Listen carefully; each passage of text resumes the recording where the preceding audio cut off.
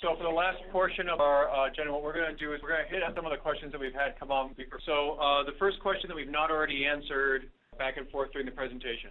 Can people above X reading level still be included if we determine they're underprepared for college in other ways, or if they need the additional support, for example, Life Navigator support? I would definitely say yes. That wasn't the only eligibility criteria in education level. We definitely need to provide documentation in a file as to why the person is in need of these supports. Is it because they're low income? Is it because they're long-term unemployed? You know, going back to that page in here where it talks about the target population, what are you using to determine that they fit in that target population? So feel free to serve. Just be ready to document and to provide justification. One of the questions I just took care of myself. You get less money for emerging, and I did say that the max is lower for emerging. I just want to make sure everybody saw and noticed that. That doesn't mean that there may be individual grantees who are in the emerging tier who get more than individual grantees in the enhanced tier. On average, though, we would expect the enhanced proposals will get more money than the emerging. The point is to encourage people to do more elements of the advanced model as possible. All right, the next one, Nola, is income a qualifier for participant eligibility? It can be. The target population, obviously we're looking at folks that are low income, long-term unemployed. They would typically have a lower income than somebody who's been working a full-time job. Again, we're looking at populations that have high barriers, they're in high need, but it might be that you're going to serve somebody who's in a family unit, and that family unit may not determine them as low income, but they are still in need of these services. Again, be able to document and justify why you're serving that targeted population or that specific individual. Thank you, Nola. Will each grantee be expected to achieve all program and participant outcomes or just some of them? I can't imagine that anybody is going to be able to achieve all of them because they'll be in the program for a long time. You know, if your program is designed to start very low as far as digging deep, and doing a lot of that education and the preparation and the pre-education services. But in the term of the grant, they may not all make it to the entire full spectrum of services, but you need to have goals, and you need to say how many people you believe will meet each specific outcome. And there's a difference here between individuals, some of whom may or may not achieve employment, and as a grantee organization, when we set goals for you, yeah, actually, we do expect you to hit, as an organization, we do expect you, that's what I figured you were doing. We do expect you to hit your goals. The goals are not 100% across the board because we know that some individuals may struggle. That's fine. But as an organization, oh yes, you will hit all of your goals, please, assuming that you would like to apply for a grant in the future. I was going to say, we talked about on-site monitoring. We generally try and do it 6 to 9 months in. So the monitors, you're not meeting your goals, or even one of the outcomes not being met, they will bring the information back. We will kind of have a monitor or plan in place how we're going to address to try and get everything to 100%. Yeah. So we'll stay in touch with you throughout the touch of the grant. I mean, you won't suddenly get to the end of the grant, realize you hit your goals, and then have the state yell at you. That's not how we operate. No, and for those of you who worked with me, I do everything in my possible abilities to go out and help and to work with you and meet with folks. I was just out doing a site visit with people. Call for help. You know, if you get this grant and you're like, I don't know what to do, let's work on a modification. Let's work on alignment. We're here to make sure that the folks that need to be served are being served and served well. We're not here to crest the whip on things. So, yes, as Anthony said, but that being said, we do have big hearts. Yes? Yes, the question I have is, to what extent does the population serve in terms of the quantity, number of people that a particular grant serves? To what level, given that emerging communities, there may be fewer levels for them to be trained. Mm-hmm. So my question is, to what level does the number of people to be benefited impact the I'm going to repeat the question for those who are on the phone. So my understanding of the question is, to what extent does the state care about the quantity of people who are coming into the grant? How important is that number, right? Okay, because there's obviously an offset between quantity and quality usually. In most human endeavors, the more you do, the harder it is to do all of it well. And we understand that tension. That tension is actually reflected in the forms. You can serve a lower number of people at a higher quality or you can serve a larger number of people. We still expect you to keep the level of quality high, but you'll find it harder and harder. Really, it's up to you to determine what you think you can accomplish. Based on the individual's needs. Yeah, and based on individual needs in your communities. But we will expect you to have a certain level of goals there, and it'll be harder for you to meet those goals the more people you serve, but we will get points for serving a lot. The bottom line here is that that's attention for you to work out. You know your community. You'll be competing against other grantees that may be promising wider impact, and we'll be holding everybody to whatever their promises are, so there's no way to snake around it. You can't promise us a lot and then find out later that it's really hard to get those folks in. Oh, I'm sorry. Up to the maximum amount. I mean, there's a lower amount. Yeah. Okay, so the next one, Nola, can an organization submit, or a partnership, I should say, can a partnership submit more than one application?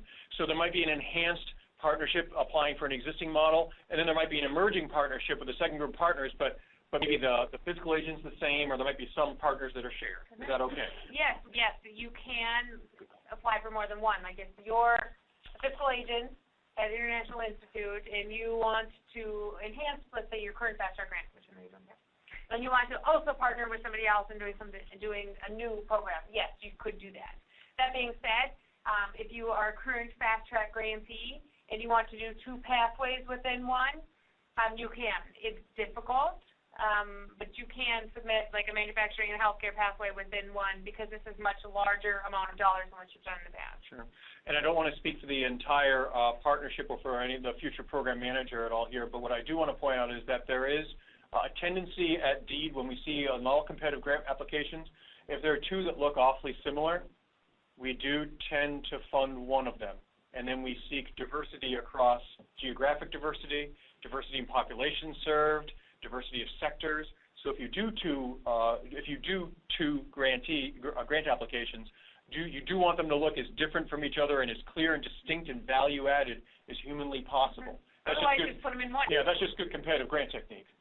So doing two does present some risks to it if you're not careful about how you present them. The next one, Nola, are universal enrollment papers going to be created since we'll all use Workforce One?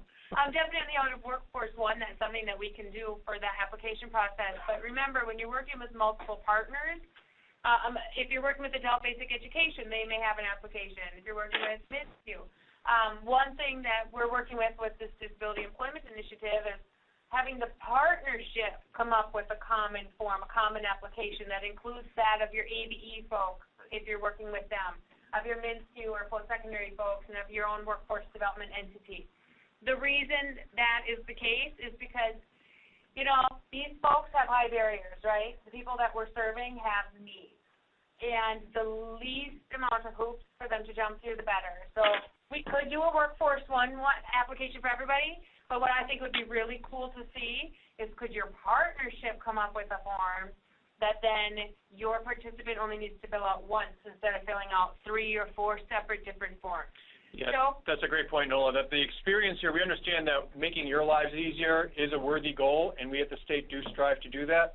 But understand that your primary goal is to make the customer experience easier. And so just make sure that partnership that you have, you know your partners best, you know what those intake forms currently look like, so you don't even have to wait for a grant. You could start some work to make those enrollment papers easier right now, and then show it and put it in the grant proposal and impress us with how much you've already done. All right, the next question comes from Jane Samardzich, the one that refers to page 12 of the RFP, Nola. Regarding educational institution needs and the fact that we're referring to unenrolled programs, what really do we mean by that?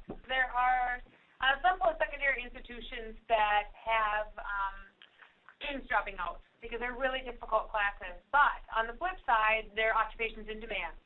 And so we're looking at is what type of enhanced academic instruction would need to happen to. It's not that it's a requirement that we go this route, but what we're saying is maybe take a look at what's going on at your post-secondary institution and what's going on with your employers and your labor market, and is there a space in which this can live so that you can ensure participants are successful in moving through them.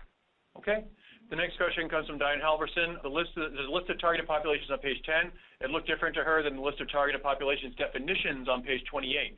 Are targeted populations inclusive of both lists? There should be, the list of targeted populations on 10 is the list that you're targeting.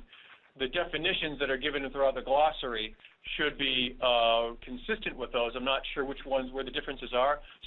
They're all there, but they're not bulleted, but they are listed. Right below, yeah. Right below, those receiving public assistance, low-income and older workers. There are populations that are targeted as a result of how the program model works, and then within those populations, we may give preference to certain ones. Then from Ruth, any movement on getting PWIR approved for this model? No, we're not going to get it because we are not written into the legislation that allows this to happen. That's correct. That kind of begins and ends there. That's beyond state agency control. The next question I might handle for you, Noel, if that's okay. Any considerations if we're considering working with incumbent workers in an internal pathway as they'll already be employed? My understanding of Pathways to Prosperity is that that's not necessarily where we're focused, and I do want to point out that we do have legislation to increase incumbent worker programming to be able to be funded by dislocated workers. And since I know the source of the question works intensively with dislocated workers as well, just want to give assurances that we are working on that path. We have funded a couple of programs where it was incumbent workers. Is it something that we would explore? I mean, that's not the purpose of this programming, but we did understand that folks that we served that were incumbent workers, they were very low entry-level positions, and working with the employer, a very clear pathway in which they move up. Again, as Anthony said, not the intended focus of this, but we understand that some of the folks that you serve as individuals who may enroll may already be working part-time as underemployed individuals. So again, it's not the targeted, but you may have a few of those people slipping in. Okay. So the next question, receiving a fast-track grant in the past, became self-sustaining. Congratulations. No longer have the grant. Would they be considered an enhanced or emerging model? I would like to say that they would be an enhanced model if they've already found sustainability and they're already moving this forward because they've laid the groundwork. It already exists. That's one that would have to, if you're going to go the other route, there would need to be something really unique or really different that would push them the other way. Otherwise, I would lean towards. One of the questions that I would fire back with a wink is, if you're self-sustaining, why are you applying for a grant? But that said, we understand that there, if you want to expand the model, if there's things like that, just make it clear. We understand. I'm just being a little bit wise there. If you do have a clear need for the funding, do make sure that's clear. Don't tell us you're self-sustaining and then tell us, but you also want more money. So really, you'll answer your own question in your grant application. All right. Is DEEDS plan to issue subsequent RFPs annually for smaller amounts of money to further enhance current projects? Yeah, and the short answer is yes. We do have, if the legislature passes it, the legislature has to say yes. But if they do give us permissive language to spend the money out after the biennium, then it would be our intent to set up, instead of 1 2-year period with $12 million, we would set up 2 2-year periods with $6 million each. And the first part would come out in the first year, the second part would come out in the second year, and therefore covering about 3 years instead of 2. But you're spreading out the money longer to make it easier to digest, if you will. Imagine something, a snake swallowing something a little too big for it. You don't want the shape to be too big. So we're trying to keep it a little bit easier for the snake to swallow, if you will. So we want to make sure we keep it out there and make sure that there's enough dollars out there for long enough that folks can work with these populations, understanding that, A, you'll have to apply twice. You'll have to apply in the first year and then again in the second year and get grants both times. We certainly will keep into consideration those who have won in the first year as we consider the second year. And then secondly, you have to determine if that's then enough fund, if you get enough funding from the first year to make that a viable model. That's up to you to determine. Okay. What are the expected performance outcomes? I believe we're still working on what the expected performance outcomes will be. Right now, we're letting the competitive market tell us what is most reasonable. We are, in essence, listening to the field rather than trying to drive that just yet from the state agency. But once we do get all those grant proposals in, you can bet we're going to get very specific there. If you want some clues as to where those targets may be set, I do recommend looking at the performance, both current and past, of fast-track grants and adult workforce development grants. Those are available on the web, and we can put on our page later where to find that performance information. You're going to want to be in that neighborhood, maybe a little better than that neighborhood if you're going to be competitive. Yep. Okay. This will all get more articulated as we go. This is, like Anthony said, the merging of two. So there's a little bit of a learning curve for both yourselves and for us, but there will be. And we can't get too far ahead of the legislature in setting up performance outcomes for a program that they haven't authorized to exist yet. So we're trying to respect their role as well. Yeah, there's a thing there. All right.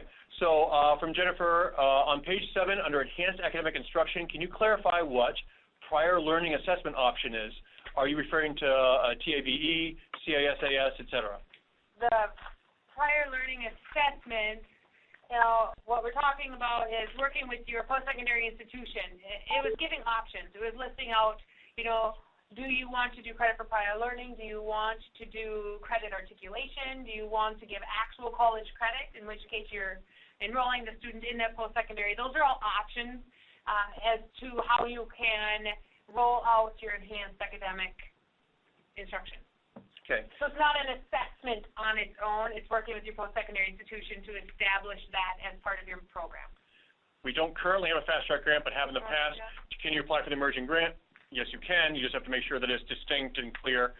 And why are you doing an emerging grant if you already have, established a Fast Track? Don't try to do it in the same area, or it may look a little strange to us. From Kathy Zavala, is case management the same as navigator? Is the reason for the different term on page 17? I think you're seeing some of it's how we talk about it. Yeah. Because in the past, we always said, a navigator must do this, and we had a very specific term for it. We know that not everybody uses the same term. There are some folks out there that call them employment counselors, or they have, I'm talking about your case management activities as for what your navigator or employment counselor, et cetera, may do. So when I was using the term case management, I was talking more about the activities that a navigator may do. Okay. Next question. What do you mean by other progress goals as defined by the local partnership? Third bullet from the bottom of page 10. Well, as a local partnership, there might be additional goals that you would like to set in place, and this is something where you could call them out and let us know what other activities you are looking at including in your programming or meeting or exceeding, et cetera. Yeah, see what the state provides in terms of key goals or key metrics as the start of the conversation, but if there are other things you think are important, we don't want to presume that we know everything about what's important to make people successful and self-sufficient in their lives. All right, Diane Halverson, is 12 to 16 credits under Enhanced Academic Instruction a requirement or a guideline? It is an option. It is one more thing where, if you could do the actual college credit and turn on the ability to benefit or financial aid, those are ways that you can look at sustaining your program rather than needing the same amount of grant funds every single year. So it's put in there as you might want to try it to think about the long run so that you can find a way to sustain programming. So is each agency involved in the IRT team considered a partner and needing a letter of commitment? No, you're going to have your core partners for these efforts, but on your integrated resource team, partners will come and go as per the need of your participant. Is wage verification directly from the participant less favorable than a pay stub? Generally speaking, while self-attestation has worked in certain contexts, we prefer actual documentation that the monitors can look at and say, yeah, that's a thing. It could be a soft finding if it isn't. Yeah, and understand, please, that when we look at the goals of the program and whether or not you've met your goals, you can have all the self-attestation and information in Workforce One that you want, and we do want you to have that in Workforce One, but we actually turn to unemployment insurance wage detail to look at whether the person's employed and whether the person and what that person is making.